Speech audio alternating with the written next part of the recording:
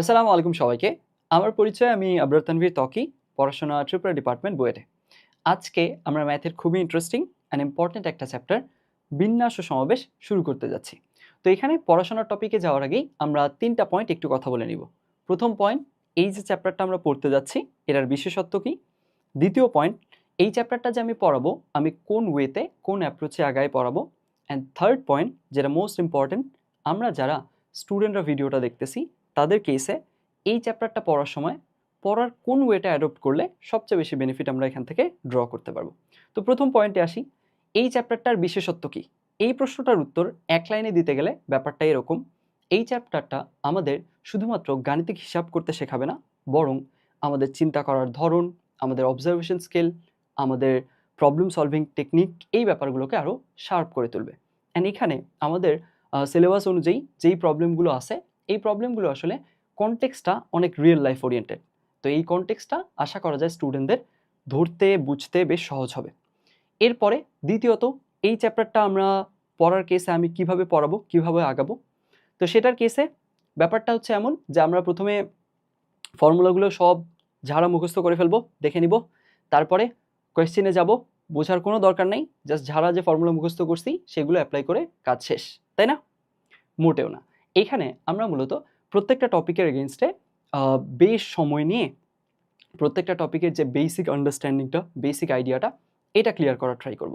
তো এই কারণে আমরা অনেকগুলো এক্সাম্পলের হেল্প নিয়ে নিয়ে জিনিসগুলো ধীরে ধীরে ধীরে ধীরে বুঝবো। অ্যান্ড এইখানে আমরা এক্সাম্পলগুলোর থ্রুতে ধীরে ধীরে আমরা জেনারেল কেস বা ফর্মুলার দিকে যাব। তো এই যে ফর্মুলাগুলো দেখব, এই ফর্মুলাগুলো কোত্থেকে আসলো, কোথায় অ্যাপ্লিকেবল না, যেই কেসগুলোতে ফর্মুলাগুলো অ্যাপ্লিকেবল না, এইখানে ওই জিনিসগুলো আমরা কিভাবে ডিল করতে পারি, এই জিনিসগুলো সহ পুরোটা দেখব। সো আশা করা যায় এইভাবে করে আগালে আমাদের সব্বার জন্য, একাডেমিক অ্যাডমিশন সব কিছুর জন্যই এই চ্যাপ্টারটার উপরে বেস করে আমাদের খুব ভালো একটা স্ট্রং পারসেপশন দাঁড়ায় যাবে। এখন লাস্ট পয়েন্টে আসি। লাস্ট পয়েন্ট হচ্ছে, এই চ্যাপ্টারটা পড়ার কেসে আমাদের স্টুডেন্টদের কোন ওয়েটা অ্যাডপ্ট করা উচিত। এইখানে আমার একদম খুব ভালো রকম সাজেশন থাকবে, এইখানে আমাদের উচিত হজম করে করে পড়া। হজম করে করে পড়া বলতে আমি কি মিন করতেছি, প্রবলেমটা আমরা আগে বুঝি। প্রবলেমটা হচ্ছে অনেকটা এরকম হয় যে আমরা অনেকেই অনেক সময় যখন একটানা টিউটোরিয়াল দেখি তখন মনে হয় যে হ্যাঁ, এই টপিকটা যে বোঝালো বুঝছি, তো আগাই সামনে, বুঝছি। এইভাবে করে করে আমরা জাস্ট যদি এই জিনিসটা খালি চেক করি যে আমি বুঝতেছি কি না, তাহলে আসলে যেটা হয় যে ওইটার উপরে যখন অ্যাকচুয়ালি পরীক্ষা দিতে হয়, ওইটার উপর বেস করে একটু কমপ্লেক্স প্রবলেম সলভ করতে হয়, তখন কিন্তু আমরা অনেকগুলো কেসে আটকায় যাই। তো এইটার পেছনে কারণটা হচ্ছে আমরা আসলে ২টা ব্যাপারকে গুলায় ফেলি। একটা হচ্ছে বোঝার সক্ষমতা থাকা, যে হ্যাঁ আমার ক্যাপাবিলিটি আছে বোঝার। আরেকটা হচ্ছে বুঝে ওটার উপর স্টাডি করে যথেষ্ট প্র্যাকটিস করে তারপরে গিয়ে ওটার উপরে প্রবলেম সলভ করা, ওটার উপরে গিয়ে পারফর্ম করে দিয়ে আসা। এই ২টা ব্যাপার টোটালি ডিফারেন্ট। বুঝতে পারার দক্ষতা আর পারফর্ম করে দিয়ে আসা, ভালো পারফর্ম করা, এটার মাঝে কিন্তু বিস্তর তফাৎ আছে। তো এইখানে এই কারণে আমাদের উচিত একটু হজম করে করে পড়া। সেটা কীরকম? সেটা হচ্ছে যে কোনো একটা টপিক বা যে কোনো বেশ কয়েকটা টপিক যখন আমি পড়লাম একবারে, তখন আসলে আমার একটু, যখন আমরা টিউটোরিয়াল দেখে দেখে পড়তেছি তখন আসলে একটু পজ নিয়ে ওই টিউটোরিয়ালটা দেখা বন্ধ করে প্রথমত নিজেকে রিচেক করা উচিত যে আচ্ছা, এই যে এই টপিকগুলো পড়ানো হলো এইগুলোর আন্ডারস্ট্যান্ডিং আমার নিজের মাঝে ক্লিয়ার কিনা। আমি ওই টপিকটার কেসে তখন যা পড়লাম এইটা এখনই আমি নিজেকে নিজে পুরোটা বোঝাতে পারতেছি কিনা। এরপরে যখন ওই জিনিসটা আমাদের মনে হলো যে হ্যাঁ, আমি এখানে নিজেকে নিজে বোঝাতে পারতেছি, তারপরে সামনে আগানো।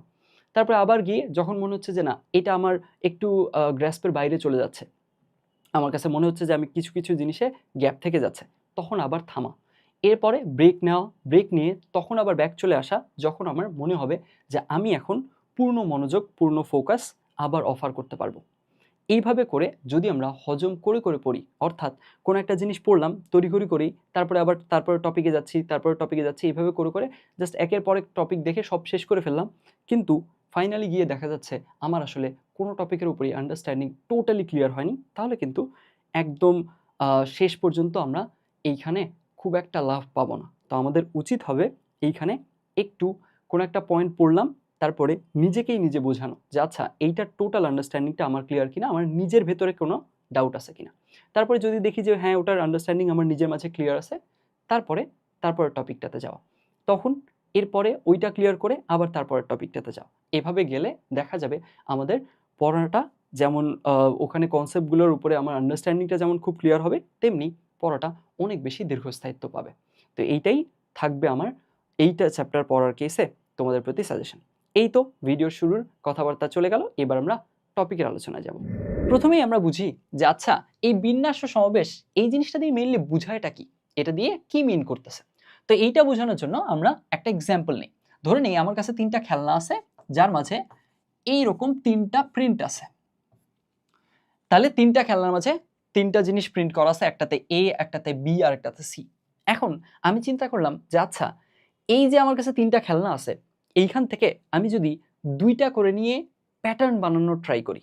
ভালো মতো বুঝো, 3টা খেলনা আছে, 3টার মাঝে ভিন্ন ভিন্ন 3টা প্রিন্ট আছে, এ বি সি। এখন এইখান থেকে আমার টার্গেট বা আমার টাস্ক হচ্ছে এইখান থেকে 2টা করে করে নিয়ে ভিন্ন ভিন্ন কতগুলো প্যাটার্ন তৈরি করা যায় সেটা একটু চিন্তা করা। তো সেটা যদি আমি তৈরি করতে যাই তাহলে একটু দেখো তো কেসটা কীরকম হবে, কতগুলো ভিন্ন ভিন্ন প্যাটার্ন তৈরি করা যাবে। এখন তুমি এখান থেকে তাহলে কি তৈরি করতে পারো, এ বি আমরা তৈরি করতে পারি, পারলাম, এটা একটা প্যাটার্ন। এ বি একটা প্যাটার্ন, তার মানে বিও আর একটা প্যাটার্ন। আবার এ সি একটা প্যাটার্ন, তার মানে সি এও একটা প্যাটার্ন। ঠিক একইভাবে বিসি একটা প্যাটার্ন, তার মানে সিবিও আরেকটা প্যাটার্ন। তাহলে আমাদের মোটামুটি এই যে এই 6টা আমরা প্যাটার্ন পেলাম, এখান থেকে এই 3টা জিনিস থেকে যদি আমরা 2টা জিনিস নিয়ে কি করি, অ্যারেঞ্জ করি, সাজাই, প্যাটার্ন বানাই। এখন এইখানে মনে করো এবার এখন আমাদের টাস্কটা একটু ডিফারেন্ট করে দিল। এবার আমাকে বললো যে আচ্ছা দেখো এইখানে তো তুমি প্যাটার্ন তৈরি করছো, প্যাটার্ন তৈরি করার সময় কি হয়েছে, এ বি একটা প্যাটার্ন, বি এ আরেকটা ডিফারেন্ট প্যাটার্ন, তাই না? এখন এইবার একটু কাজটাতে একটু ডিফারেন্স আসলো। এইবার আমাকে বলা হলো যে আচ্ছা এইবার আমার এই 3টা থেকে 2টা করে নিয়ে প্যাটার্ন বানাতে হবে না, বরং 2টা করে নিয়ে গ্রুপ তৈরি করতে হবে বা দল গঠন করতে হবে। এখন কথা হচ্ছে ভাইয়া দল গঠন আর আমাদের এই প্যাটার্ন বিল্ডিং এই দুইটার মাঝে বেসিক ডিফারেন্স কি, কোন জায়গাটায় ডিফারেন্স আসবে? ডিফারেন্সটা আসবে এইখানে, দেখো এইখানকার কেসে এই জিনিসটা এটা এ বি নিয়ে গঠিত, এইটাও এ আর বি নিয়েই গঠিত, কিন্তু এটাকে একটা ডিফারেন্ট প্যাটার্ন বলে আমরা রিকগনাইজ করতেছি, এইটাকে আরেকটা ডিফারেন্ট প্যাটার্ন বলে রিকগনাইজ করতেছি। কেন? কারণ এই যে এখানে আমরা কি করছি, অ্যারেঞ্জ যখন করছি এইখানে আসলে অর্ডারটা ম্যাটার করে, বুঝছি, ক্রম ম্যাটার করে। তার মানে কে আগে আসলো কে পরে আসলো এই জিনিসটা এইখানে কি করে, ম্যাটার করে যখন আমরা প্যাটার্ন বানাচ্ছি। তাহলে এইখানে আসলে অর্ডার ম্যাটার করতেছে। কিন্তু তুমি একটু একটা জিনিস চিন্তা করো তো, আমরা যখন দল গঠন করি, কোন একটা গ্রুপ তৈরি করি, এখন আমি বললাম যে আচ্ছা দেখো 3জন মিলে তোমরা তোমাদের ক্লাস থেকে গ্রুপগুলো তৈরি করো। তো একজন এসে বললো স্যার আমরা তৈরি করছি গ্রুপ রহিম, করিম এবং জামিল নিয়ে। এখন আরেকজন বললো আচ্ছা ঠিক আছে আমি তৈরি করছি জামিল, করিম এবং রহিম নিয়ে। আচ্ছা বলো তো এই দুইটা গ্রুপের মাঝে কোনো ডিফারেন্স আছে? কোনো ডিফারেন্স নাই তো। আমি আলটিমেটলি কাকে আগে বলতেছি কাকে পরে বলতেছি, এই যে অর্ডার ব্যাপারটা, ক্রম ব্যাপারটা, আগে পরে এই বলার ব্যাপারটা, এইটা আগে পরে আমি রহিমকে আগে বলছি, করিমকে দ্বিতীয়তে বলছি, জামিলকে তৃতীয়তে বলছি। আরেকজন যদি জামিলকে আগে বলে, করিমকে তারপরে বলে, তারপরে রহিমকে বলে, ওর গ্রুপ আর আমার গ্রুপ কি আলাদা? মোটেও তো না। গ্রুপ অবশ্যই কি হবে, সেমই গ্রুপ, কারণ গ্রুপের কেসে ক্রম তো ম্যাটার করে না। আমার কাকে আগে বললাম কাকে পরে বললাম এইটা আগে পরে বলার ব্যাপারটাতে তো ওইটার উপরে ডিপেন্ড করে তো আমার দল ভিন্ন হচ্ছে না। আরো সহজ এক্সাম্পল যদি আমরা চিন্তা করি, আমাদের একটা ক্রিকেট টিম যদি চিন্তা করি, একটা ক্রিকেট টিমে 11 জন সদস্য। এখন আমি কি করলাম, আমি বললাম যে আচ্ছা দেখো এই ক্রিকেট টিমে 11 জন সদস্য, এ হচ্ছে ওপেনিং করবে, এ হচ্ছে দ্বিতীয়, তারপরে এ 3 নাম্বার ব্যাটসম্যান, 4 নাম্বার ব্যাটসম্যান, এভাবে করে করে 1 থেকে 11 পর্যন্ত একদম সিরিয়াল ওয়াইজ বললাম। আরেকজন শাফল করে এলোমেলো করে বলল, কিন্তু ওই 11 জন, যেই 11 জন আমি বলছি ঠিক ওই 11 জনই বলল। এখন তুমি বলো তো ওর টিম আর আমার টিম কি আলাদা? মোটেও তো না। আমাদের দুইজনের টিম তো সেমই, কারণ আমরা একদম সেম মানুষজনের কথাবার্তাই বলছি। অ্যাজ আ হোল যদি আমরা চিন্তা করি অবশ্যই গ্রুপটা সেম। তার মানে এইবার টাস্কটাতে মেইনলি ডিফারেন্স কোন জায়গায় আসছে, যখন আমাকে গ্রুপ তৈরি করতে বলছে তখন আসলে এদের অর্ডার ম্যাটার করে না। তুমি কাকে সামনে রাখতেছো কাকে পেছনে রাখতেছো ম্যাটার করে না, ম্যাটার করে তোমার পুরোপুরি ওভারঅল যে অ্যাজ আ হোল এই যে আইডেন্টিটিটা, ওই গ্রুপটা ওইটা ইউনিক কিনা এটা ডিপেন্ড করে। তো এখান থেকে আমরা যদি 2টা করে নিয়ে গ্রুপ তৈরি করতে চাই তাহলে কতগুলো গ্রুপ হতে পারে একটু দেখো তো। 2টা করে নিয়ে গ্রুপ তৈরি করতে চাইলে হবে এ বি একটা গ্রুপ থাকলো। এরপরে তুমি কি বলতে পারবা বি এ আর একটা গ্রুপ? মোটেও না। বি এ কিন্তু এ বি যা গ্রুপ বিও তো সেম গ্রুপ। তো আলটিমেটলি আমরা যখন গ্রুপ কনসিডার করতেছি তখন আসলে এ বি আর B A different different identity না, এরা সেম জিনিস। আর কি গ্রুপ তৈরি করা যেতে পারে? বিসি। আর কি গ্রুপ করা যেতে পারে? এসি। এই তো, তার মানে এইখান থেকে এই তিনটা এলিমেন্ট থেকে আমি যদি গ্রুপ তৈরি করি দুইটা করে নিয়ে, তখন আসলে এই তিনটা গ্রুপ তৈরি করা পসিবল। এই তিনভাবে গ্রুপ তৈরি করা পসিবল।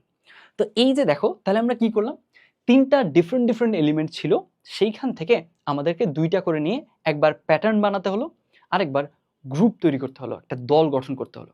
এই যে দুইটা কাজ, এইখানেই মূলত বেসিক বিন্যাস আর সমাবেশের সঙ্গে আমরা কনসেপ্ট শিখে ফেলেছি। সেটা কিভাবে? এই যে এখানে যে কাজটা করছিলাম এইটা হচ্ছে বিন্যাস, আর এইখানে যে এই যে দল গঠন করছি, কমিটি গঠন করব, আমরা হচ্ছে গ্রুপ গঠন করব, এইখান থেকে এই ব্যাপারটুকু হচ্ছে সমাবেশ। তার মানে বিন্যাস আর সমাবেশের কেসে এগুলোকে যদি আমরা একটু ডিফাইন করতে চাই, কিভাবে বলতে পারি? এখানে বলতে পারি এভাবে, কিছু সংখ্যক জিনিস থেকে পার্টিকুলার কিছু জিনিস নিয়ে, সবগুলোও নিতে পারি, কম সংখ্যকও নিতে পারি, পার্টিকুলার কিছু জিনিস নিয়ে আমরা যদি অর্ডারকে কি করি, প্রাধান্য দিয়ে বা অর্ডার ম্যাটার করে এমনভাবে সাজাই, তখন এই ব্যাপারটাকে আমরা বলবো কি? বিন্যাস। আর যদি এখান থেকে আমরা একটা কি করি, দল গঠন করি, গ্রুপ তৈরি করি, যেখানে অর্ডার ম্যাটার করবে না, কারণ গ্রুপ তৈরি করার সময় তো অর্ডার ম্যাটার করে না, তখন সেই ব্যাপারটুকু হচ্ছে সমাবেশ। বুঝছি?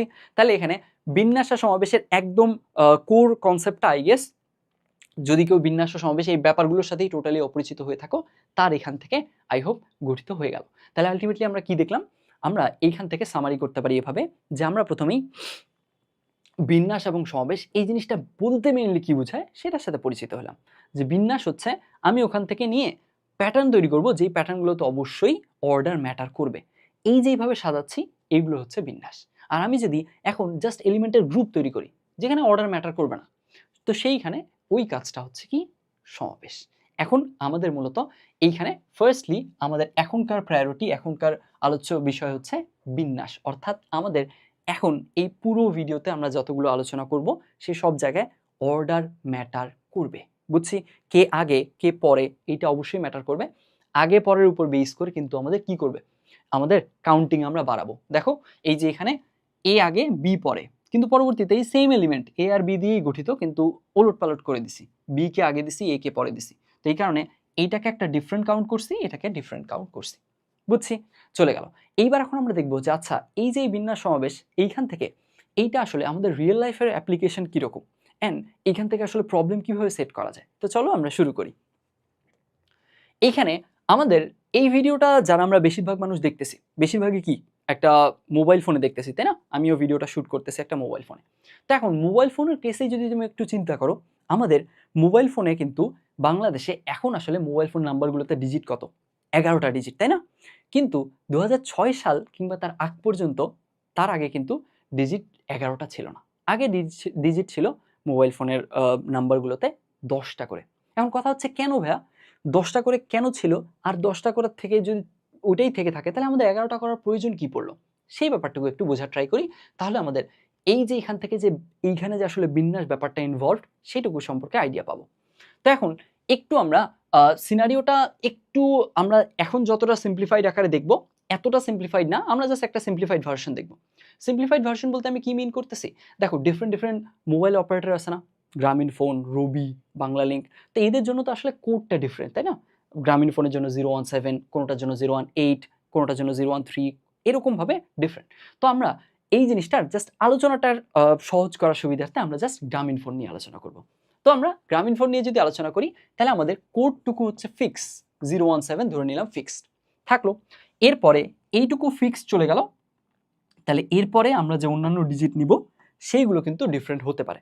তাহলে আমরা দেখি তো আমাদের 10 ডিজিটের নাম্বার 3টা তো ফিক্সড, তাহলে আমাদের বাকি থাকে 7টা ডিজিট, যেইগুলো এইখানে কি করতে পারে, ভ্যারি করতে পারে, ওগুলো ফিক্সড না।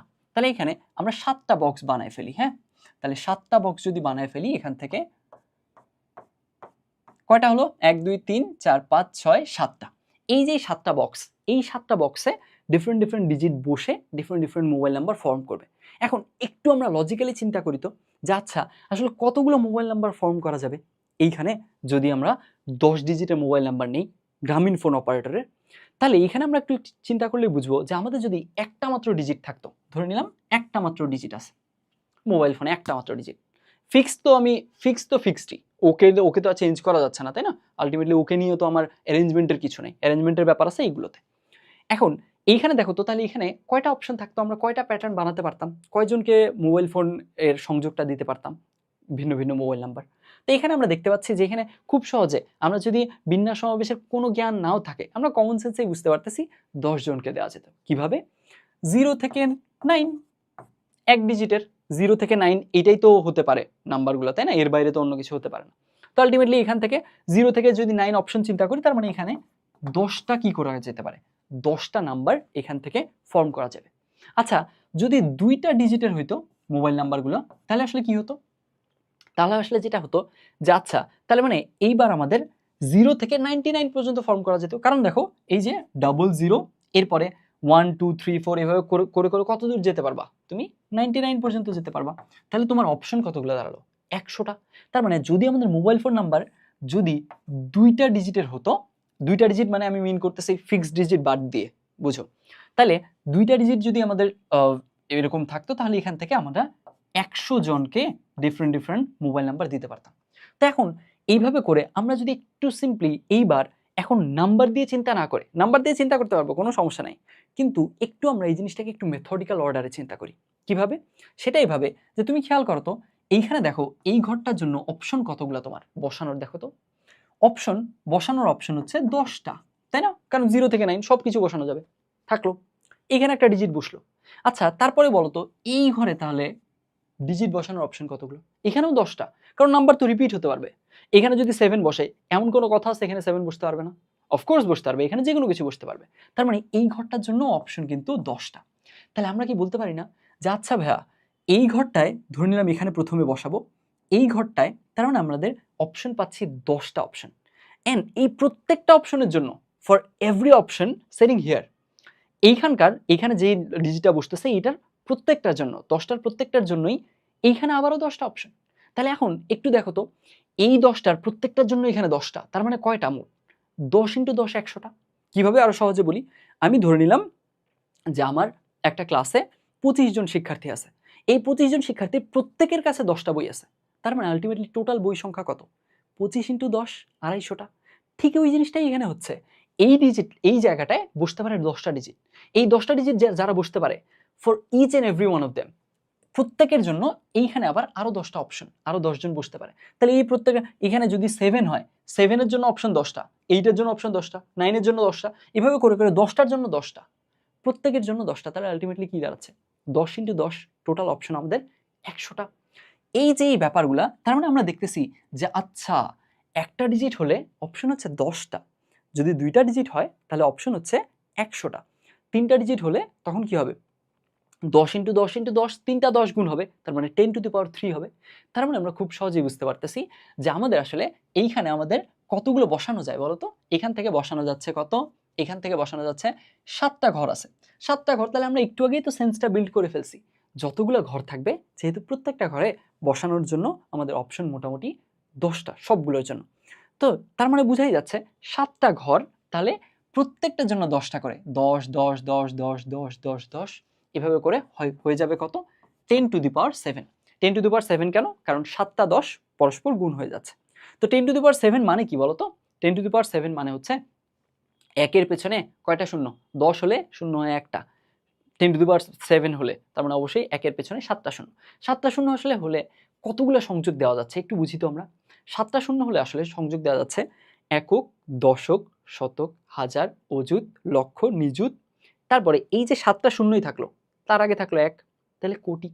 1 কোটি মানুষকে কি দেওয়া যাচ্ছে আসলে এইখান থেকে আমরা সংযোগ দিতে পারতেছি, বুঝছি? তাহলে যখন 10টা ডিজিটের নাম্বার, মোবাইল নাম্বার ছিল, আমরা যদি একটা সার্টেন অপারেটরের, গ্রামীণ ফোন অপারেটরের কথা চিন্তা করি, তখন আসলে এইভাবে করে একক, দশক, শতক, হাজার, অযুত, লক্ষ, নিযুত, কোটি, 1 কোটি মানুষকে কিন্তু কি দেওয়া যাচ্ছে?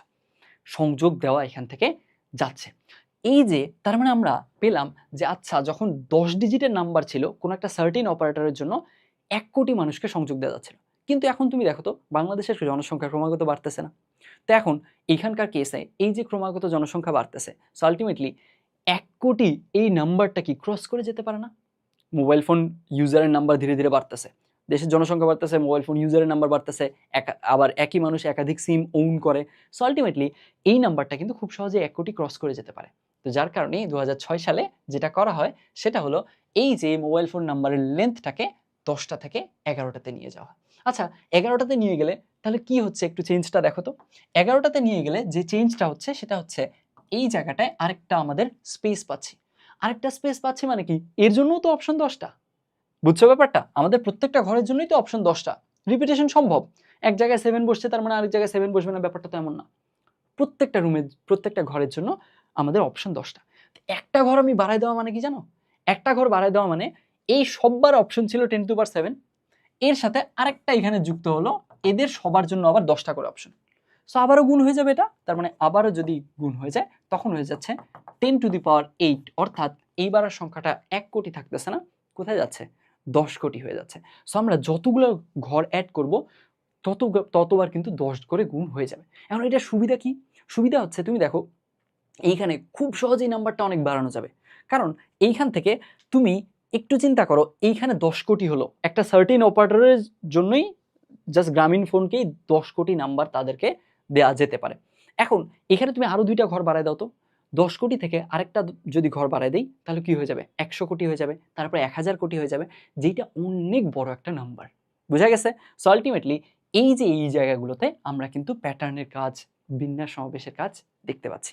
এখন আরো একটা এক্সাম্পল দিই, কিরকম সেটা দেখো তো। এই ভিডিওটা আমরা বেশিরভাগ মানুষ কোথায় দেখতেছি? অলমোস্ট সবাই আমরা এটা ইউটিউবে দেখতেছি, তাই না? এখন ইউটিউবের কেসে কি হয়? ইউটিউবের প্রত্যেকটা ইউনিক ভিডিওর জন্য এক একটা কি থাকে? ইউনিক লিঙ্ক থাকে একটা, ওটাকে ইউআরএল বলি আমরা, তাই না? তো এই যে ইউআরএল বা লিঙ্কটা, এই লিঙ্কটা আমি একটা ভিডিও আপলোড করলে সেটা তোমার সাথে কখনো মিলবে না। তুমি একটা ভিডিও আপলোড করছো, আমি একটা ভিডিও আপলোড করছি, এই দুইটা কখনো মিলবে না। এদেরকে অবশ্যই স্বতন্ত্র হতে হবে, ইউনিক হতে হবে, ভিন্ন হতে হবে। তো এখন এই ভিন্ন হওয়ার কেসে তুমি একটু চিন্তা করো তো, ওরা যদি এরকম 2, 5, 10 এরকম অপশন রাখতো, খুব সহজেই কিন্তু আমরা নাম্বারটা কি করতে পারতাম? এক্সিড করে ফেলতে পারতাম না? কিন্তু আসলে দেখা যায় কি জানো, ইউটিউবের তুমি যদি ইউআরএল এর লেন্থটা দেখো, এই ইউআরএল এর লেন্থ হয় 11 লেন্থ হয়। 2, 3, 4, 5, 6, 7, 8, 9, 10টা হয়ে গেছে আই গেস। এই তো 1, 2, 3, 4, 5, 6, 7, 9, 10, 11, 12। আচ্ছা, একটা আমরা ইরেজ করে দিই। মোটামুটি 11 লেন্থের হয় ইউআরএলটা। এখন এই 11 লেন্থের যদি ইউআরএল হতো আর এখানে যদি মাত্র 10টা করে অপশন হতো, তাহলে আসলে নাম্বারটা কত হতো? 10⁻11, তাই না? এখন এই ব্যাপারটাকে এইখানে আসলে ইউটিউবের ইউআরএল এর কেসে প্রত্যেকটা এই ঘরের জন্য, এখানে যেমন প্রত্যেকটা ঘরের জন্য অপশন 10টা, এইখানে প্রত্যেকটা ঘরের জন্য অপশন কতগুলো করে জানো? 64টা অপশন। এখন 64টা অপশন, আচ্ছা অপশনগুলোও বলে দিই। অপশনগুলো হচ্ছে 0 থেকে 9, 10টা। ইংলিশ আমরা যে অ্যালফাবেট আছে, অ্যালফাবেটের ছোট হাতের অক্ষর স্মল এ থেকে জেড 26টা, ক্যাপিটাল এ থেকে জেড আরও 26টা, 26 26 কত হয়ে গেল? 52, 52 10 62, আর লাস্ট দুইটা হচ্ছে একটা হাইফেন আর আন্ডারস্কোর। তো এখন এই যে 64টা অপশন, এই 64টা অপশনের কারণে দেখো এখন লাভটা কি হলো, সুবিধাটা কি হলো, খেয়াল করো। আমাদের প্রত্যেকটা ঘরের জন্য 64টা করে অপশন পাচ্ছি। এই ঘরের জন্য 64টা, এই ঘরের জন্য 64টা, প্রত্যেকটা ঘরের জন্য এভাবে করে করে 64টা। তার মানে একটু আগেই তো আমরা দেখছি প্রত্যেকটা ঘরের জন্য যদি 10টা করে অপশন হয়, সবগুলো গুণ হয়ে যাচ্ছে। এইখানে দেখো তো, প্রত্যেকটা ঘরের জন্য যেহেতু 64টা করে অপশন, এইখানে 64টা কতবার গুণ হবে? 11 লেন্থের, 11টা স্পেস আছে, 11টা ঘর আছে, তাহলে 11 বার গুণ হবে। 11 বার গুণ হবে মানে কি জানো? 11 বার গুণ হবে মানে 64⁻11 হয়ে যাবে, 64⁻11। এন্ড এই যে দেখো আলটিমেটলি এই নাম্বারটা এত হিউমঙ্গাস একটা নাম্বার, এটা হিউজ একটা নাম্বার। এটা কত বড় নাম্বারটা সেটা বোঝানোর জন্য to put that into perspective আমি একটা ছোট্ট এক্সাম্পল দেই, যাতে করে আমরা বুঝতে পারি যে আচ্ছা এই নাম্বারটা আসলে কত বড়। এইখানে এই নাম্বারটা এত সংখ্যক ভিডিও যদি আমরা প্রডিউস করতে পারি, ইউটিউবে আপলোড করা যায়, তখন আসলে কি হবে? তারপরে ইউটিউবের সামহাও অন্য কোনো সিস্টেম ইনক্লুড করতে হবে, হয় অপশন বাড়াতে হবে, না হয় ঘর বাড়াতে হবে, এরকম কিছু করতে হবে, সো দ্যাট আরও ভিডিওকে অ্যাকোমোডেট করা যায় ইন টার্মস অফ ইউআরএল। এখন এই নাম্বারটা এত বড় যে আমরা দুনিয়ায় এখন যত মানুষ এক্সিস্ট করে পৃথিবীতে, এখন এই প্রত্যেকে আমরা পৃথিবীর এক্সিস্টিং যত মানুষ আছে সবাই যদি প্রতি মিনিটে একটা করে ভিডিও আপলোড করতে থাকি কন্টিনিউয়াসলি, তাহলে এত সংখ্যক ভিডিও প্রডিউস করতে টাইম লাগবে ১ দিন ২ দিন না, ১ সপ্তাহ ২ সপ্তাহ না, ১ মাস ২ মাস না, ১ বছর ২ বছরও না। এইটাতে সময় লাগবে ১৭,০০০ বছরেরও বেশি। অ্যান্ড সেইটা কোন রেটে? প্রতি মিনিটে যদি আমরা পৃথিবীর সব্বাই একটা করে ভিডিও আপলোড করতে থাকি। বুঝছি? তার মানে এই যে দেখো আল্টিমেটলি আমাদের প্রত্যেকটা ঘরের জন্য অপশন বাড়ানোতে এই নাম্বারটা এত হিউমঙ্গাস হয়ে গেছে। বুঝতে পারছি? সো আল্টিমেটলি এইখান থেকে এখন তুমি যদি জিজ্ঞেস করো যে আচ্ছা তাহলে YouTube কি আসলে কখনো ওর URL শেষ হয়ে যাওয়ার পসিবিলিটি আছে বা শেষ হয়ে যেতে পারে কি? আ টেকনিক্যালি ইয়েস, কারণ এটা একটা সসীম সংখ্যা। সসীম সংখ্যার চেয়ে বড় সংখ্যা এক্সিস্ট করে। But practically no. কারণ এতগুলো নাম্বারের আসলে প্রডিউস করে। এটা হিউজ একটা নাম্বার। বুঝছি?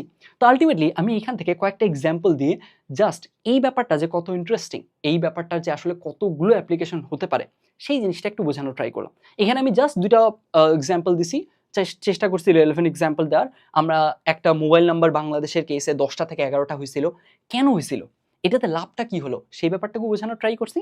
আর এই যে ভিডিওগুলো আমরা YouTube এ দেখতেছি, YouTube এর URL নিয়ে একটা এক্সাম্পল দিছি। বুঝছি? এখন এরকম শত, শত হাজার, হাজার এক্সাম্পল দেওয়া যাবে যেইগুলো নিয়ে আমরা নিজেরা ডিল করতেছি। যেখানে প্যাটার্ন ইনভলভড। কিন্তু আমরা হয়তোবা ওভাবে কনসিয়াসলি খেয়াল করি না। বুঝছি? সো আল্টিমেটলি এখন টেকনোলজি যেভাবে কন্টিনিউয়াসলি গ্রো করতেছে কারেন্ট ওয়ার্ল্ডে, এইখানে আসলে প্যাটার্ন রিকগনাইজ করা, প্যাটার্ন কতগুলো আছে সেইটা বের করা, প্যাটার্ন ফাইন্ড করা, এইটা ভীষণ, ভীষণ, ভীষণ ইম্পর্টেন্ট। শুধুমাত্র প্যাটার্ন কতগুলো আছে রিকগনাইজ করা, এইগুলোর উপরেই বেস করে হিউজ কিছু ফিল্ড আছে। বুঝছি? সো আল্টিমেটলি এই ব্যাপারটা, এই যে বিন্যাস এবং সমাবেশ, এই ব্যাপারটা খুবই ইন্টারেস্টিং অ্যান্ড খুবই অ্যাপ্লিকেশন আছে এই ব্যাপারটা। তো আমরা এই যে এত চমৎকার বা এত ইন্টারেস্টিং একটা ব্যাপার দেখলাম, এইবার আমরা এখন কি করব? এইটার বেসিক কিছু কাজে ডিপ ডাইভ করব এবং আমরা বোঝার ট্রাই করব যে আচ্ছা এইখান থেকে বেসিক কাজগুলো কিভাবে হতে পারে, কোন শর্তে কিভাবে কাজ হচ্ছে, কোন একটা সার্টেন শর্ত দিয়ে দিল, সেখানে আমরা আসলে কি কাজ করতে পারি, এই কাজগুলো কিভাবে করা যায় সেই ব্যাপারগুলোই দেখার ট্রাই করব। সো আই হোপ এই পর্যন্ত আমরা সব ঠিকঠাক বুঝছি। আগাই তাহলে। এইবার আমরা দেখব গণনার যোজন বিধি। আচ্ছা, প্রথমে আমরা একটু বুঝি। খেয়াল করো তো আমাদের আসলে এই পুরো চ্যাপ্টারে মেইনলি কাজটা কি? মেইনলি কাজটা হচ্ছে যে আমাদের কাউন্ট করা।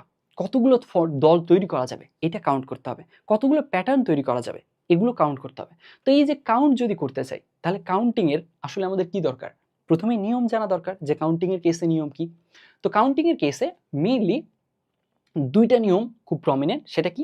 একটা হচ্ছে কাউন্টিং এর কেসে কখন আমরা যোগ করব, আর আরেকটা হচ্ছে কাউন্টিং এর কেসে কখন আমরা গুণ করব।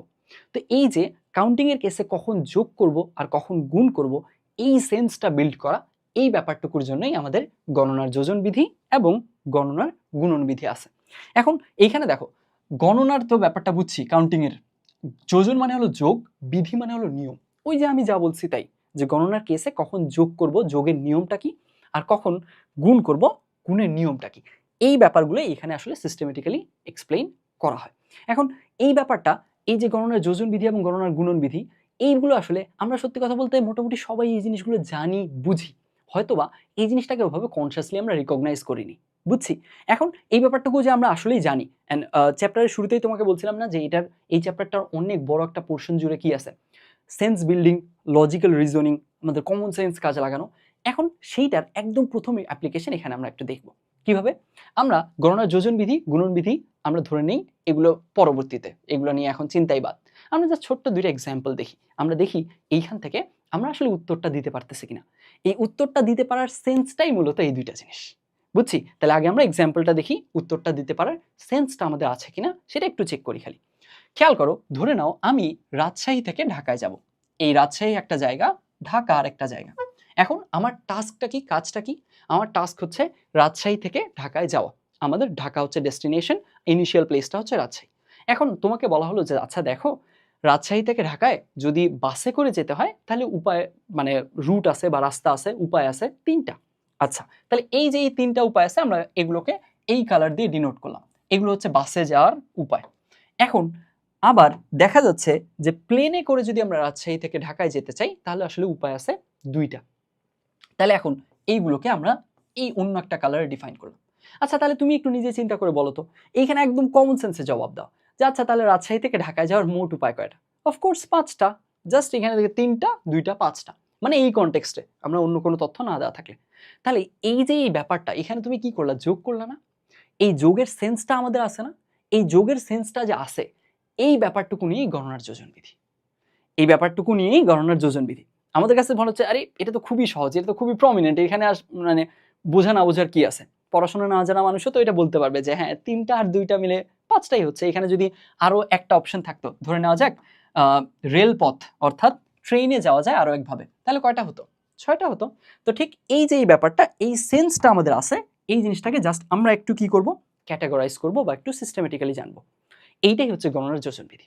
এইবার আরেকটা এক্সাম্পল নেই, সেটা কি? সেটা হচ্ছে এরকম যে গণনার গুণন বিধির এক্সাম্পলের কেসে এখানে আমরা এইভাবে চিন্তা করি যে আচ্ছা একটু আগে আমরা কি করছিলাম বলো তো, রাজশাহী থেকে ঢাকায় গেছিলাম, তাই না? তো এইবার আমরা একটু চিন্তা করি যে ধরে নাও আমরা রাজশাহী থেকে প্রথমে কোথায় যাব, ধরে নিলাম মাঝখানে একটা জায়গা টাঙ্গাইল, সেখানে যাব, তারপরে এই টাঙ্গাইল থেকে আমরা ঢাকায় যাব। এইবার আমাদের টাস্কটা, মেইন যে টাস্কটা সেটা কিন্তু এটাই, রাজশাহী থেকে ঢাকা পৌঁছানোই আমার মেইন টাস্ক। কিন্তু এইখানে আসলে একটা ইন্টারনাল স্টেপ চলে আসছে মাঝখানে। এইবার আমাকে বলা হয়েছে যে আচ্ছা দেখো, রাজশাহী থেকে টাঙ্গাইল যাওয়ার উপায় হচ্ছে 2টা। ফাইন, থাকলো 2টা। এরপরে বলা হয়েছে আবার টাঙ্গাইল থেকে ঢাকা পৌঁছানোর উপায় হচ্ছে 3টা। এইখানে টোটাল উপায় 3টা। তাহলে এইবার আমাকে জিজ্ঞেস করলো আচ্ছা বলো দেখি তাহলে রাজশাহী থেকে ঢাকায় যাওয়ার টোটাল উপায় কয়টা? ভালো মতো বুঝো, গতবার তো জিনিসটা খুবই প্রমিনেন্ট ছিল। জাস্ট রাজশাহী থেকে প্লেনে যাওয়া যায় এতভাবে, ট্রেনে যাওয়া যায় এতভাবে, বাসে যাওয়া যায় এতভাবে। অবশ্যই সবগুলো জিনিস একই ডেস্টিনেশনে আমাদের একদম লিড করতেছে, একই কাজ সম্পাদন করতেছে, যোগ করে দিছি। এইবার আমাকে বলছে যে আচ্ছা আমাদের মেইন টার্গেট রাজশাহী থেকে ঢাকা যাওয়া, কিন্তু আমাদের আসলে মাঝখানে আরো একটা জায়গায় ওখানে লিড করতে হবে, সেখান থেকে ঢাকা যেতে হবে। তাহলে এখানে কি হচ্ছে, রাজশাহী থেকে টাঙ্গাইল যাওয়া যায় 2 ভাবে, আর দেওয়া আছে টাঙ্গাইল থেকে ঢাকা যাওয়া যায় 3 ভাবে। তাহলে কি হলো? তাহলে আলটিমেটলি আমরা দেখতেছি, এখন আমাকে যদি জিজ্ঞেস করে যে আচ্ছা একটু আমাকে ভেবেচিন্তে বলো তো, তাহলে রাজশাহী থেকে ঢাকা যাওয়ার টোটাল উপায় কি? টোটাল উপায় কতগুলা? এইখানে আমাদের উত্তরটা আসবে 2 × 3। এইখানে 2টা উপায়, এখানে 3টা উপায়, 2 × 3 টোটাল উপায় হবে 6টা। এখন এটা কেন গুণ হইলো? গুণ হওয়ার সেন্সটা আছে কিনা জাস্ট এইটুকু চেক করলেই হবে। জাস্ট এইটুকু তুমি ভেবেচিন্তে বলো যে এই যে এখানে যে আসলে গুণ হবে, এই জিনিসটা তুমি বুঝতে পারছো কিনা। তুমি কাউন্ট করে প্রথমে বলো, কোনো সমস্যা নেই, আমরা তো সেন্সটা বিল্ড করবো, কোনো এটাতে ঝামেলা নেই। জাস্ট এইটুকু আমরা বুঝতেছি কিনা। এই সহজ 2টা এক্সাম্পল আমরা যদি নিজের সেন্স থেকে বুঝতে পারি, আনসার করতে পারি, তাহলেই আসলে মোটামুটি আমাদের এই 2টার সেন্সটা ইন্টারনালি আমাদের মাঝে আছে। এখন জাস্ট এটাকে আমরা সিস্টেমে নিয়ে আসবো, এই ব্যাপারটাকে একটা বিধিবদ্ধ করব কাজটাকে। এই কাজটা একটা কাজ আমরা পারি, কিন্তু আমরা আলটিমেটলি আমরা বুঝি না যে ওটার মাঝে একটা সাবকনশিয়াস নিয়ম আছে। এই যে সাবকনশিয়াস নিয়মটা, এই সাবকনশিয়াস নিয়মটা আমরা এবার এটাকে কনশিয়াসলি জানবো। খেয়াল করি তাহলে সেটা কিরকম। এখানে খেয়াল করো, গণনার যোজন বিধির কেসে তোমার যদি একটা সার্টেন কাজ, একটা নির্দিষ্ট কাজ, ওই একটা কাজই, ওই কাজটাই ভিন্ন ভিন্ন উপায়ে বিভিন্ন রকম বিভিন্ন সংখ্যক উপায়ে করা যায়, তাহলে আসলে কি হবে? তখন আসলে আলটিমেটলি আমাদের সবগুলো উপায় যোগ হবে। আমরা যদি একটু সিস্টেমেটিক্যালি বলি, একটা নির্দিষ্ট কাজই, একটা সার্টেন একদম সিম্পল একটা কাজই, সেইখানে এই আমাদের মেইন কাজ এখানে কি ছিল, রাজশাহী থেকে ঢাকা যাওয়া।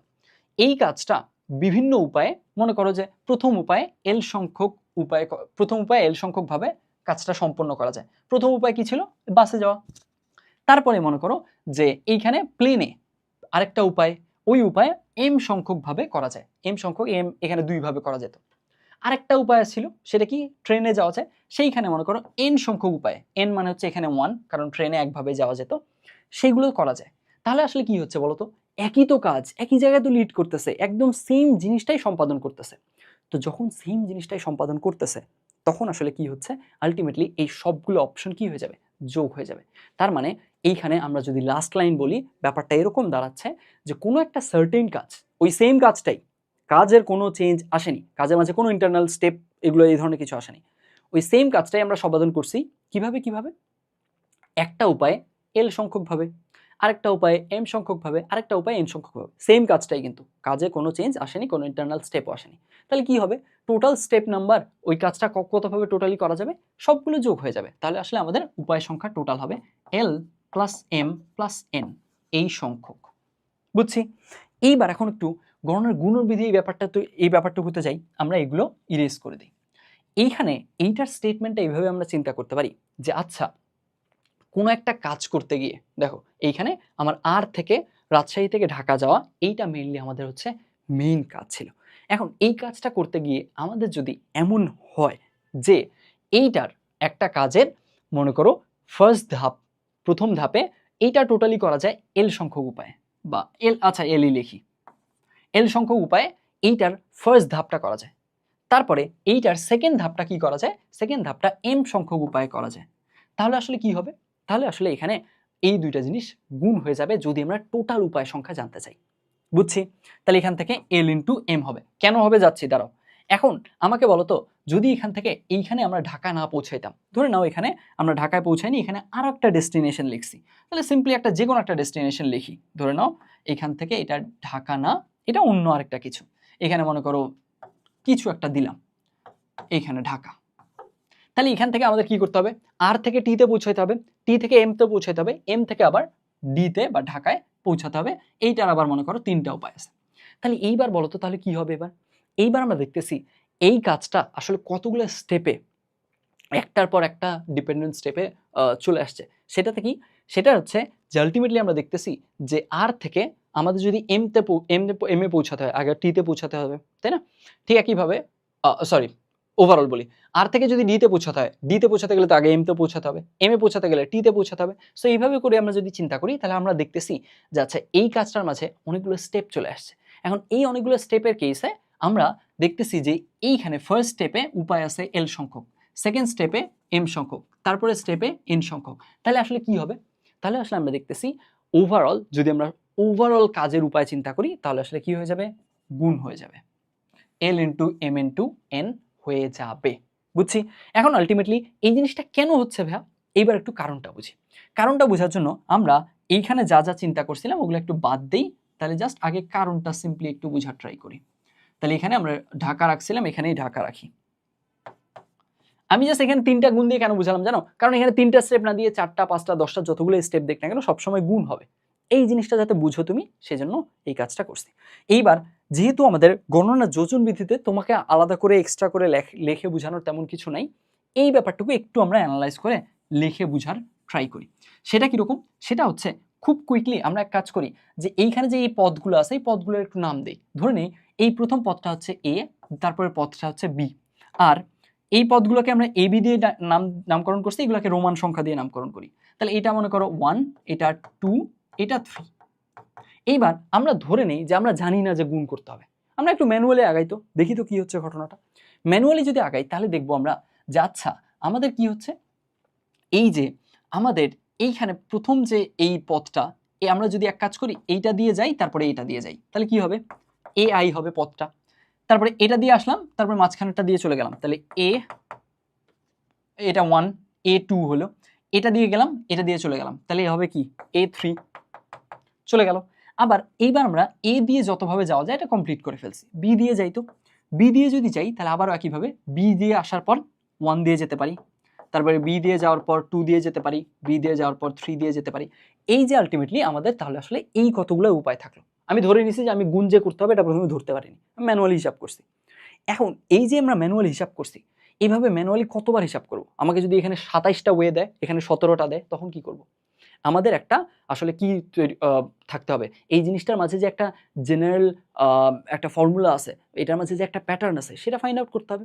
তো সেটা কিভাবে ফাইন্ড আউট করতে পারি, সেটা কিভাবে বুঝতে পারি একটু দেখি। খেয়াল করো এইটার মাঝে আমরা দেখতেছি যে আচ্ছা রাজশাহী থেকে টাঙ্গাইল যাওয়ার উপায় হচ্ছে 2টা, কিন্তু এই 2টা উপায়ের প্রত্যেকটার জন্য টাঙ্গাইল থেকে ঢাকা যাওয়ার পর 3টা। ভালো মতো বুঝো, এইখানে এই জাস্ট একটা কথাই তোমার জিনিসটার আন্ডারস্ট্যান্ডিংটা ইনশাল্লাহ ক্লিয়ার হয়ে যাবে। রাজশাহী থেকে টাঙ্গাইল যাওয়ার উপায় হচ্ছে 2টা, আর এই টাঙ্গাইল যে যাচ্ছি আমরা রাজশাহী থেকে টাঙ্গাইল, এটা একটা ইন্টারনাল স্টেপ, আমাদের মেইন কাজ হচ্ছে এইখান থেকে এখানে যাওয়া। এই ইন্টারনাল স্টেপে এখানে আলটিমেটলি আমরা পাইলাম 2টা উপায়, এই 2টা উপায়ের প্রত্যেকের জন্য উপায় আছে পরবর্তীতে 3টা। তাহলে এইবার একটু তুমি আবার ওই আমার আগের এক্সাম্পলে ফিরে যাও তো। আমার এক ক্লাস ছিল, ওই ক্লাসে 25 জন স্টুডেন্ট ছিল, ওই 25 জন স্টুডেন্টের প্রত্যেকের 10টা করে বই ছিল, তাহলে আলটিমেটলি কতগুলো বই আছে, গুণ হয়ে যাবে আলটিমেটলি। তাহলে কত হচ্ছে, 250টা বই থাকতেছে। এইখানেও একদম তাই, এইখানে 2টা পথ আছে, এখানে এই 2টা পথের প্রত্যেকটার জন্য 3টা আছে। সো আলটিমেটলি এইখানে যেহেতু প্রত্যেকের দুইটা জিনিস আছে, ওটার প্রত্যেকের জন্য 3টা করে উপায় আছে, তার মানে অবশ্যই 6টা উপায়, 2 × 3 হবে। তো এইখানে আলটিমেটলি এই যে ওর প্রত্যেকের জন্য, এই কথাটা ইম্পর্টেন্ট, বুঝছি? এই জিনিসটা কিন্তু ইম্পর্টেন্ট। এইখানে যখনই তোমার এই প্রত্যেকের জিনিসটা, এই প্রত্যেকের জন্য এতগুলা, এই জিনিসটা থাকতেছে, তখনই আসলে কি হয়, তখনই আসলে সেই জিনিসটা গুণ করা যায়। জাস্ট ইন্টারনাল স্টেপ দেখলাম আর গুণ করে দিলাম, ব্যাপারটা এমন না কিন্তু। কিরকম আমি তোমাকে বুঝাই বলি। এইখানে মনে করো আর আছে, এখানে টি আছে, তারপরে এখানে এম দিছি, তারপরে এখানে ডি দিছি, ফাইন থাকলো। এইখান থেকে আমি এখন কি করলাম, টি থেকে ডি দিলাম, এইখান থেকে 2টা দিলাম, এইখান থেকে 3টা দিলাম, তারপরে এইখান থেকে এখানে দিলাম, এইখানে দিলাম 3টা, থাকলো। এখন এইবার তুমি দেখো তো, এইবার তুমি জাস্ট মন চাইলো আর আমি উপায় সংখ্যা জাস্ট এখান থেকে জয়টা বের হয়েছে, এখান থেকে কয়টা বের হয়েছে বলো তো? আর থেকে বের হয়েছে 4টা, এই টি থেকে বের হয়েছে 3টা, এম থেকে বের হয়েছে 3টা, জাস্ট 4 × 3 × 3 করে দিলাম, হবে না কিন্তু। ব্যাপারটার কেসে তোমাকে যেটা করতে হবে বা ব্যাপারটা বুঝতে হবে যেটা, সেটা হচ্ছে যে আমার প্রত্যেকের জন্য ওই অপশনটা আছে কিনা, আদারওয়াইজ আমি গুণ করতে পারবো না। এখানে জাস্ট এখান থেকে 4টা বের হয়েছে আর এখান থেকে 3টা বের হয়েছে, 4 × 3 করে দিলাম, জাস্ট বিকজ এখান থেকে 4টা আর 3টা বের হয়েছে বলে। ব্যাপারটা এমন না। কেন? এই কারণেই লজিক্যাল ব্যাকগ্রাউন্ডটা ক্লিয়ার করতেছি। এইখানে দেখো তো, এই যে এখান থেকে 4টা উপায় বের হলো, এই প্রত্যেকের জন্য এখানে কি 3টা উপায় আছে? মোটেও না। এখানে আলটিমেটলি তুমি দেখো, এইখানে ঘটনা হচ্ছে, আমরা যদি এইটাকে একটা ছোট্ট কাজ বিবেচনা করি, এইখানে আমরা একটু ডিফারেন্ট কালার নিই, এই যে এইটা, এইটা এবং এইটা, এই 3টার প্রত্যেকের জন্য, এই 3টার প্রত্যেকের জন্য টি থেকে এম এ যাওয়ার উপায় আছে 2টা। সো আলটিমেটলি এইখানে আমরা কি করতে পারি, 3 × 2, এইটা অবশ্যই এই সেন্সে গুণ করে দিতে পারি। এখন তুমি চিন্তা করো, এই আর যে বের হইছে, আর তো এখান থেকে টি তে যাই নাই, আর তো গেছে direct M A. So ultimately আর এইখান থেকে ডিরেক্ট এম এ গেছে, তার মানে এই আর এর এই যে এই পথটার জন্য, এই পথের জন্য, এর প্রত্যেকের জন্য বা এর জন্য আরো 3টা উপায় আছে। ব্যাপারটা তো এমন না। সো তোমাকে বুঝতে হবে যে কাদের প্রত্যেকের জন্য এত সংখ্যক উপায় আছে। যাদের প্রত্যেকের জন্য অত সংখ্যক উপায় থাকবে, সেগুলোকে কি করতে হবে, সেগুলোকে গুণ করতে হবে, আদারওয়াইজ আমার গুণ করলে হবে না। এখন এইটা কিভাবে সলভ করা যায় বা এইটার আসলে এইটার টোটাল উপায় সংখ্যা কিভাবে হিসাব করা যেতে পারে ভাই, এটা যদি জিজ্ঞেস করো, এখানে একটা যে জিনিস আমি বলবো সেটা হচ্ছে এরকম, যে এখানে দেখো আর থেকে আমাদের তুমি জাস্ট এভাবে চিন্তা করবা যে তুমি আগে এইটুকু বাদ দাও, ডি পরে চিন্তা করো। মনে করো জাস্ট এইখানে আর থেকে টি আর এম, এইটুকু জাস্ট চিন্তা যদি করো যে আর থেকে আমি এম পর্যন্ত পৌঁছাতে উপায় কতগুলো, তুমি একটু চিন্তা করো, দেখো এইখানে এই 3টা উপায়ের প্রত্যেকের জন্য 2টা করে উপায় আছে, তার মানে 3 × 2 = 6টা। তাহলে আমাদের এই 6টা উপায় এই যে এই নীল কালারগুলোর মাঝেই আছে, ফাইন। এখন তাহলে আমাদের আপাতত মেইন কাজ কি? আপাতত মেইন কাজ হচ্ছে আর থেকে এম এ যাওয়া। এখন আপাতত মেইন কাজে আর থেকে এম এ যাওয়া, তুমি এই বরাবর কতভাবে যেতে পারছো? 6 ভাবে যেতে পারছো। আবার দেখো তো, এই যে এই জিনিসটা, এ নিজেও কি করে, এ নিজেও আর থেকে এম এ চলে যায় না। এইবার এটা যোগ হবে। কেন যোগ হবে?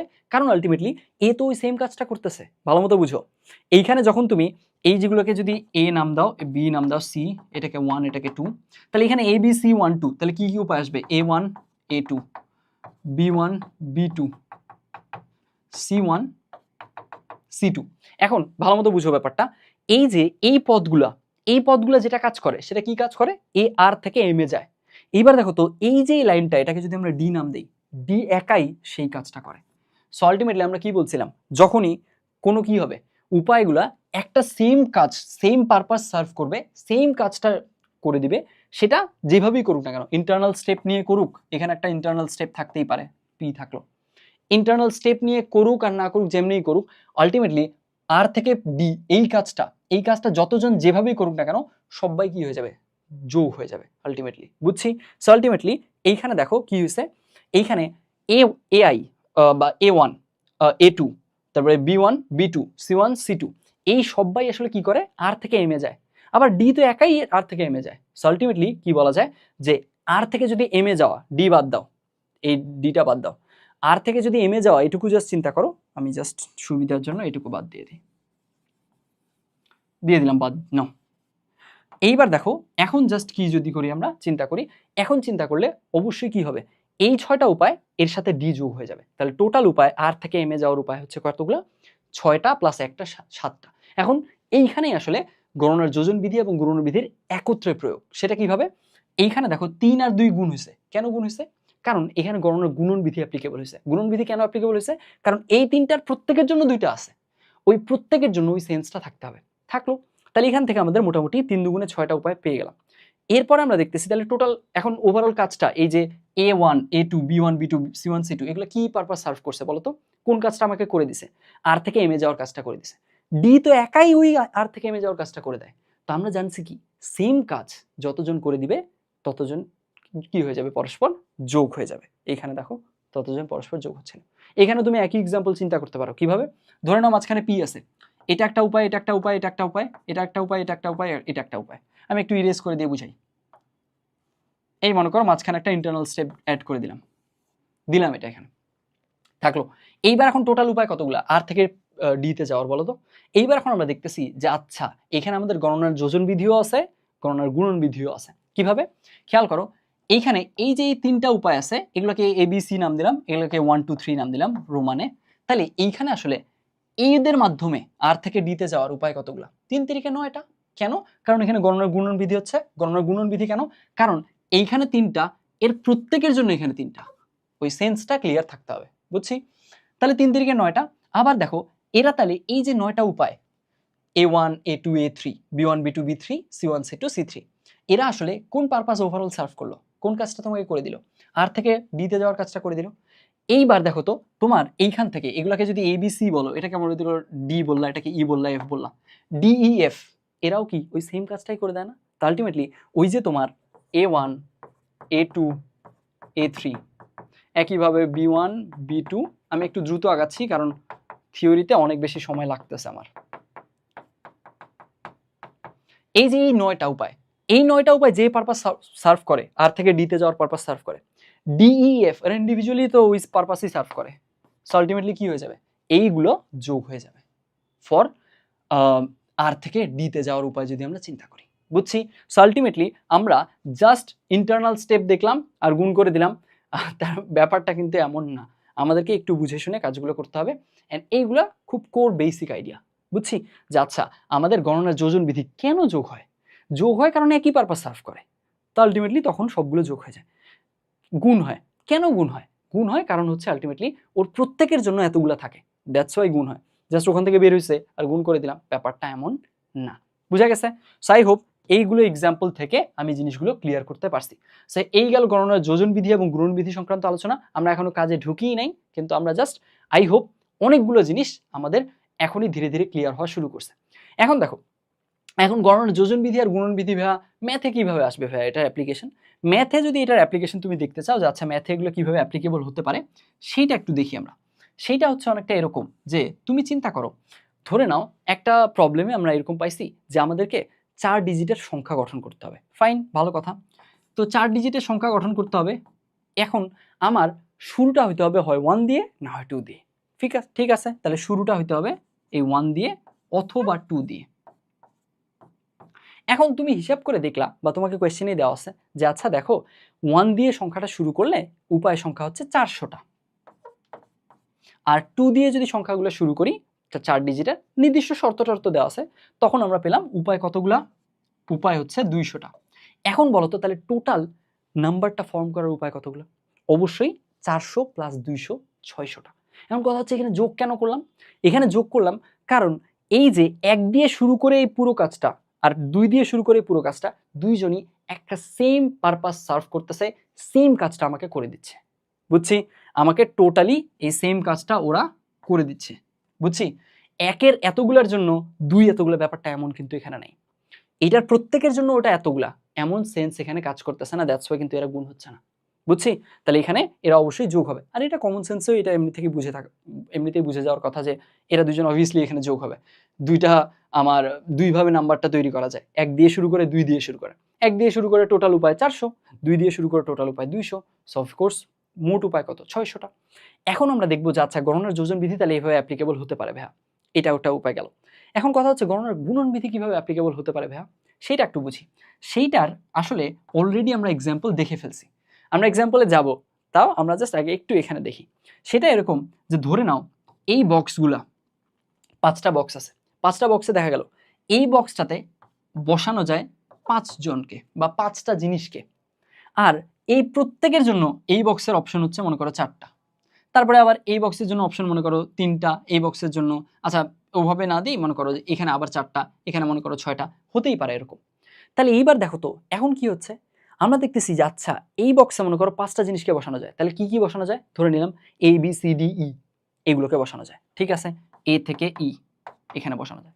এখানে 4টা অপশন, এখানে রোমান 1 থেকে 4 বসানো যায়, থাকলো। এখানে 3টা অপশন, এখানে 1 থেকে 3 একদম জাস্ট আমাদের এরকম। আর এখানে 4টা অপশন, মনে করো এখানে ক থেকে ঘ বসানো যায়। এখানে 6টা অপশন, এখানে মনে করো ক্যাপিটাল এ থেকে ক্যাপিটাল এফ বসানো যায়। এরকম বিভিন্ন অপশন দিল। তাহলে এইবার একটু তুমি নিজে চিন্তা করো তো, এইবার কি হয়েছে, আমাকে যদি বলে যে আচ্ছা দেখো তো, তাহলে এই যে টোটাল যে আমাদের 5টা ঘর আছে এখানে, এইগুলোতে আমরা এই এই অপশন বসানো যাবে, তাহলে টোটাল কতগুলো প্যাটার্ন সম্ভব।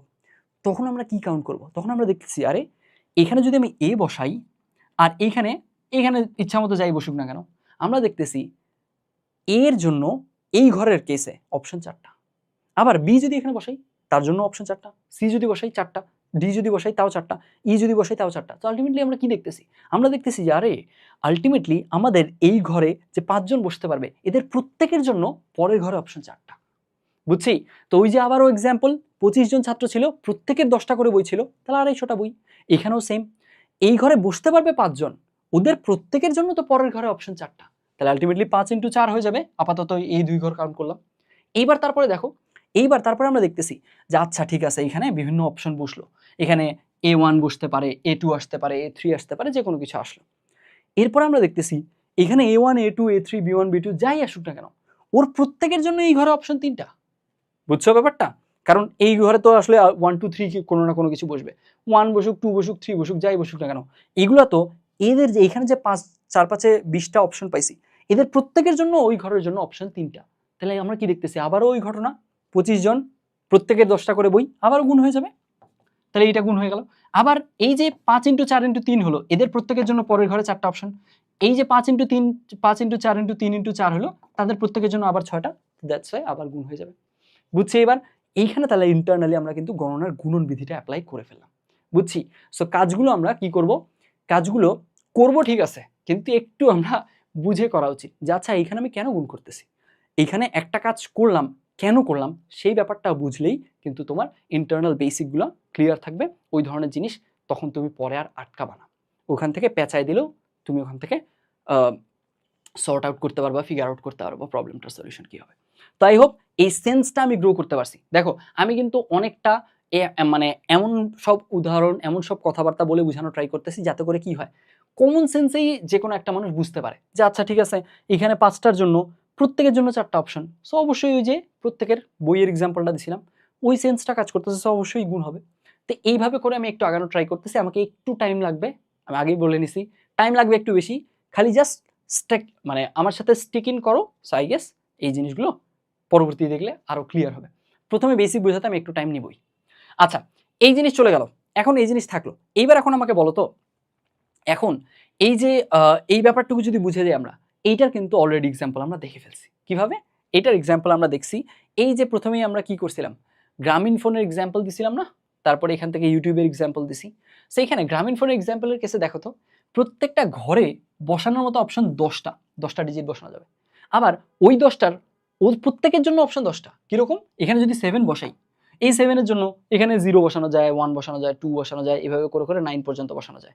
তাহলে আলটিমেটলি এখানে 7-এর জন্য এখানে অপশন 10টা, ঠিক আছে। কিন্তু এখানে যদি 8 বসতো তাও তো অপশন 10টা, 9 বসতো তাও অপশন 10টা, 0 বসতো তাও 10টা। তাহলে আলটিমেটলি এই ঘরে যে 10 জন বসে ওদের সবার জন্য এই ঘরের জন্য অপশন আবার 10টা। তাহলে 10 × 10 100, ওই যে গণনার গুণন বিধি, 25 জন ছাত্র 10টা করে বই, 250 বই, আলটিমেটলি 10 জন ছাত্র এর প্রত্যেকের জন্য 10টা করে বই, 100।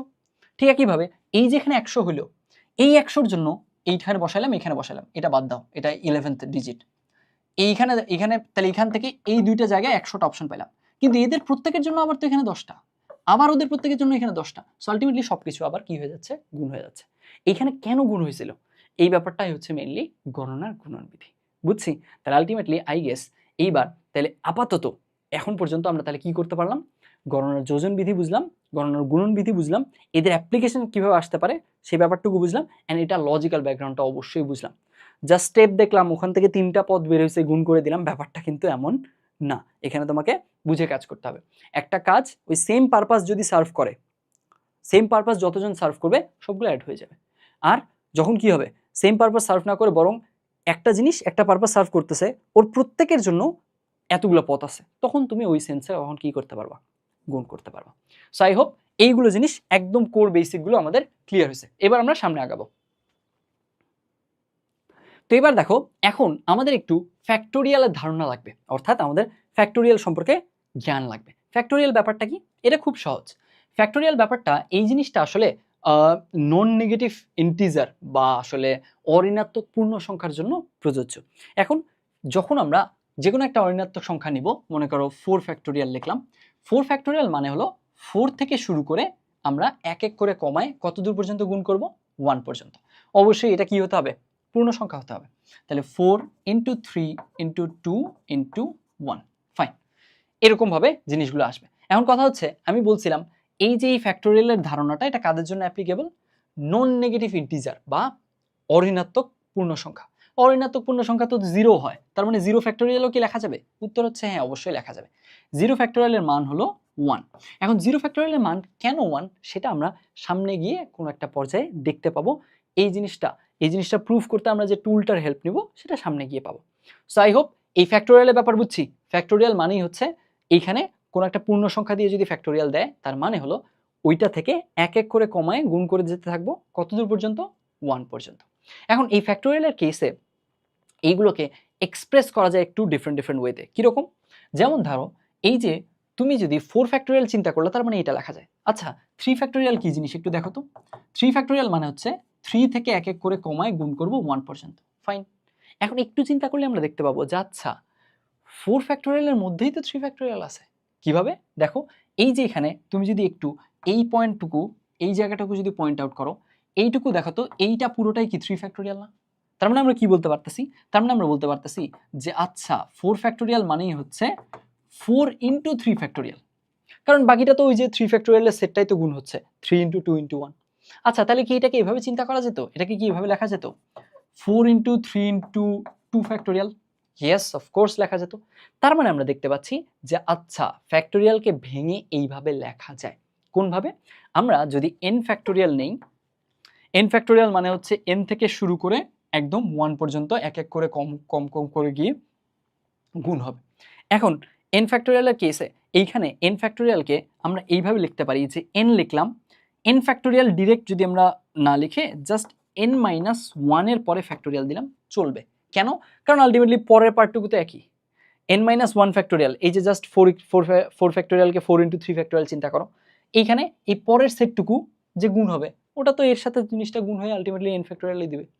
এই ব্যাপারটাকে তাহলে কি করা যায়? এটাকে কি এইভাবে লেখা যায়? n minus 1 into n minus 2 factorial? অবশ্যই লেখা যায়। তো আলটিমেটলি আমরা ফ্যাক্টোরিয়ালের কেসে এইভাবে লিখতে পারি, বুঝছি? সো আমরা এখন কথা হচ্ছে এটা কত দূর পর্যন্ত লিখতে পারবো? মাইনাস চলে গেলে আসলে মেইনলি জিনিসটা লেখা যাবে না। কেন? কারণ আলটিমেটলি এইখানে ঘটনা হচ্ছে যে মাইনাসে চলে গেলে তখন আসলে আমাদের এই ফ্যাক্টোরিয়ালের ধারণাটা তার জন্য প্রযোজ্য না। কীরকম? কোনটার কথা বলছি? ধরে নাও এখানে n এর ভ্যালুটা 2, n এর ভ্যালু 1 ধরে নাও। এখানে n এর ভ্যালু যদি 1 হয়, n ফ্যাক্টোরিয়াল মানে 1 ফ্যাক্টোরিয়াল। এখন তুমি কি করছো? n into n minus 1 into n minus 2 into n minus 3 লিখছো। এই জিনিসটা এর কেসে অ্যাপ্লিকেবল হবে না। কেন? কারণ এখানে n এর ভ্যালুই তো 1, তাহলে 1 মাইনাস 1 তো এখানে 0 হয়ে গেল গুণ। তারপরে এখান থেকে আবার কি চলে আসলো? 0 মাইনাস আবার একটা মাইনাস, তার মানে মাইনাস 1, তারপরে মাইনাস 2, তারপরে মাইনাস 2 উপর ফ্যাক্টোরিয়াল দিলা। তো ফ্যাক্টোরিয়ালের ধারণা তো মাইনাস নাম্বারের জন্য প্রযোজ্যই না।